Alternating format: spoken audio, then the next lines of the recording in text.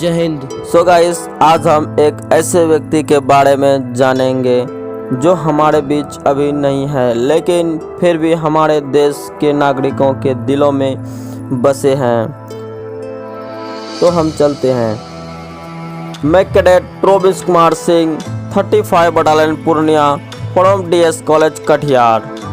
एक ऐसे व्यक्ति जो बचपन में अखबार बांटने जाते थे, जिसके पूरे परिवार पैसा और धंधा खो दिया। वो व्यक्ति भारत का राष्ट्रपति बना और मिसाइल से लेकर सैटेलाइट भी लॉन्च किए। ये व्यक्ति हैं the missile man of India, यानी डॉक्टर एपीजे अब्दुल कलाम का अद्भुत कहानी। इनका पूरा नाम अब्दुल पाकिर जैनुलाब्दीन अबुल कलाम है। इनका पिता जैनुलाब्दीन और माता का नाम असियम्मा थी।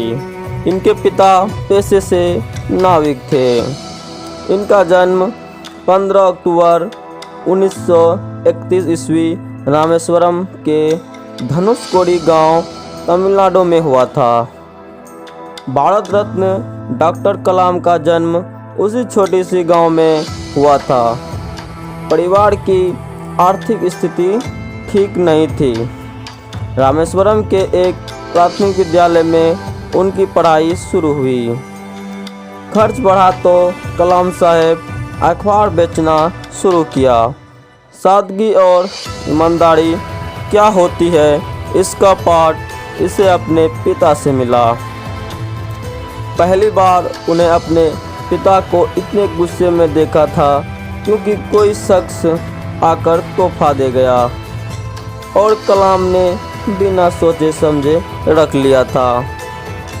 कलाम की उड़ान एक लफ्ज़ में कहे तो यही कलाम साहब का फलसफा था। साइंस से लेकर सपने तक एक ही व्याख्या, तुम जैसे देखोगे वैसे ही बन जाओगे। शुरुआत होती है सपने की उस उड़ान से जानने की जिज्ञासा से, जो आगे चलकर विज्ञान की उड़ान को नई दिशा देने वाली थी। वह उड़ान थी चिड़ियों की। जब 5वीं क्लास में पढ़ते थे अब्दुल कलाम, आसमान में उड़ती चिड़िया उसे बहुत भाता था। एक दिन कलाम साहब टीचर से पूछ बैठा, आखिर चिड़िया उड़ते कैसे हैं? सवाल बहुत सहज था, हर किसी के मन में उठता है, मगर उसका जवाब कोई नहीं दे पाया। आखिर कलाम साहब को जवाब नहीं मिला। वह टीचर सुब्रमण्यम अय्यर, जिनका जिक्र कलाम साहब अक्सर करते थे, एरोस्पेस टेक्नोलॉजी के क्षेत्र में आने की प्रेरणा उन्हीं को बताते थे। कुछ दिनों में वह 10th पास करके स्वच्छ हायर सेकेंडरी स्कूल पढ़ाई करने के लिए तिरुचिरापल्ली चले गए, जहां पर उन्होंने सेंट जॉर्जेस कॉलेज में दाखिला लिया और 1954 ईस्वी में फिजिक्स से ग्रेजुएट बने और वे 1955 ईस्वी मद्रास चले गए और aerospace engineering Madras institute of technology से उन्होंने की। जब वह प्रोजेक्ट पर काम कर रहे थे, तब उनके कॉलेज के एक अध्यक्ष ने उनकी प्रगति देखी और वह उससे बिल्कुल प्रभावित नहीं हुए और उन्होंने कलाम को बुलाया और बोला, अगर तुम 3 दिन के अंदर अपना प्रोजेक्ट पूरा नहीं किया तो तुम्हारा स्कॉलरशिप वापस ले ली जाएगी। कलाम को इंडियन एयर फोर्स ज्वाइन करने की बहुत इच्छा थी, बट वह एक पोजीशन से रह गए। वह 9वें स्थान पर थे और 8 पोजीशन खाली थी। मद्रास इंस्टीट्यूट ऑफ टेक्नोलॉजी 1960 ईस्वी में पढ़ाई खत्म करने के बाद कलाम एरोनॉटिकल डेवलपमेंट एस्टेब्लिशमेंट के साथ जुड़ गए। वहाँ पर वह एक साइंटिस्ट के रूप में जुड़े। उन्होंने अपने करियर एक छोटे ओवरक्राफ्ट डिज़ाइन से चालू किया। कलाम इनको पाक कमेटी में भी शामिल थे, जहां विक्रम साराभाई के अधीन काम किया।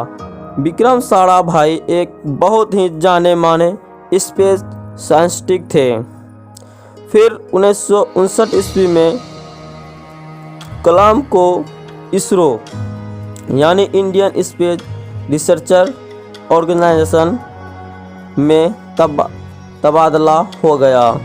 इसरो में वो इंडिया के पहले सैटेलाइट लॉन्च व्हीकल SLV-3 में प्रोजेक्ट डायरेक्टर थे। इस व्हीकल ने रोहिणी सैटेलाइट को धरती के ऑर्बिट में रखा। कलाम ने फिर स्पेंडेविकल रॉकेट प्रोजेक्ट कर अकेले काम करना शुरू कर दिया, लेकिन 1959 में भारत सरकार ने उनके प्रोजेक्ट को अनुमति दे दी। प्रोजेक्ट पर एक टीम भी बनाने की अनुमति दी। 1963 ईस्वी में नासा रिसर्च सेंटर में भी गए। राजा रामन ने कलाम को बुलाया। भारत का पहला परमाणु परीक्षण इस्माइल बुद्धा को देखने के लिए कलाम ने प्रोजेक्ट डेविल, प्रोजेक्ट वैलेंट में भी बैलिस्टिक मिसाइल भी बनाई। यूनियन कैबिनेट कलाम की प्रोजेक्ट को अनुमति नहीं दी थी, बट फिर भी प्रधानमंत्री इंदिरा गांधी ने गुप्त रूप से उनको धन दिया ताकि उनके एरोस्पेस प्रोजेक्ट पूरे हो सके। फिर कलाम ने यूनियन कैबिनेट को भी गुप्त प्रोजेक्ट के बारे में बताया और उनकी महत्वपूर्णता समझाई। इन सब चीज़ों ने कलाम का नाम बहुत ऊंचा कर दिया। इसलिए भारत सरकार उच्च मिसाइल प्रोग्राम्स करने के लिए काफ़ी सारे मिसाइल प्रोग्राम में भागीदारी की वजह से उनको the missile man of India भी कहा जाता है। अग्नि मिसाइल, पृथ्वी मिसाइल बनाने में कलाम का बहुत ही बड़ा योगदान था। पृथ्वी और अग्नि मिसाइल बहुत आलोचना हुई क्योंकि उनको बनाने में काफ़ी समय और पैसा लगा और उसका मैनेजमेंट ठीक से नहीं हो पाया। 1992 से 1999 तक चीफ साइंटिफिक एडवाइज़र रहे और उस दौरान पोखरण 2 न्यूक्लियर परीक्षण भी किया। इस न्यूक्लियर परीक्षण में मीडिया में कलाम का नाम काफ़ी ऊंचा कर दिया था, लेकिन साइट के डायरेक्टर के संथनम ने कहा थर्मोन्यूक्लियर बम का परीक्षण अपेक्षित परिणाम नहीं दे पाया और ये एक असफल घटना थी और उन्होंने कलाम की आलोचना की और कहा जो उन्होंने रिपोर्ट दी है वो गलत है। लेकिन फिर चिदम्बरम और कलाम दोनों ने इस बात को खारिज कर दिया। फिर कलाम की ज़िंदगी में बहुत ही बड़ा मोड़ आया।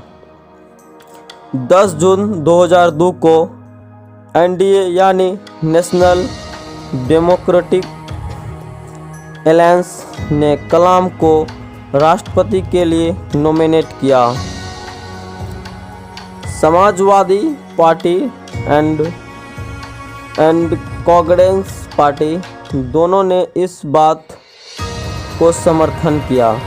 फिर वो भारत के 11वें राष्ट्रपति बने और 2002 में चुनाव हुआ और कलाम ने विशाल जीत हासिल की। उनको 9 लाख से भी ज़्यादा वोट मिले और उनके प्रतिद्वंदी लक्ष्मी सहगल को करीबन 1 लाख वोट मिला। ये जीत बहुत ही बड़ी जीत हुई थी। कलाम को भारत का सबसे बड़ा सिविलियन भारत रत्न के साथ साथ पद्म भूषण से भी सम्मानित किए। जब तक वो राष्ट्रपति बने रहे तब तक प्रेसिडेंट के नाम से जाना जाता था। जब उनके 5 साल राष्ट्रपति के तौर पर खत्म हो गया, वापस राष्ट्रपति बनने की इच्छा प्रकट की, लेकिन ये बोलने के 2 दिन के बाद फैसले लिए प्रेसिडेंट में खड़े नहीं होंगे।